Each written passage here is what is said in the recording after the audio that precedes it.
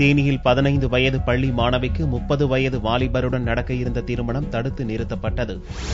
தேனி மாவட்டம் கெடுவிலார்பட்டியைச் சேர்ந்த அழகர்சாமி செல்வியின் மகள் பிரியதர்ஷினி. 15 வயதான இவர் அதே ஊரில் உள்ள அரசு மேல்நிலைப் பள்ளியில் SSLC படித்து வருகிறார். இவரது தந்தை அழகர்சாமி, தாயார் செல்வி மற்றும் தாத்தா ஐயப்பன், பாட்டி பவளக்கொடி, அக்கா சித்ரா, மாமா வனராஜ் ஆகியோர் சேர்ந்து தேனி பிசிப்பட்டியைச் சேர்ந்த 30 வயது மதிக்கத்தக்க ஐயப்பன் என்பவரது மகன் மணிக்கு திருமணம் செய்ய நிச்சயிக்கப்பட்டது.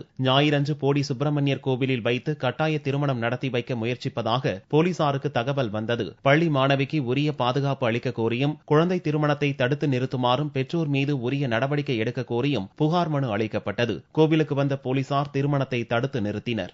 வெள்ளிமலை ஈஸ்வரி கோயில்ல வச்சு கல்யாணம் பண்றதா தகவல் கிடைச்சது.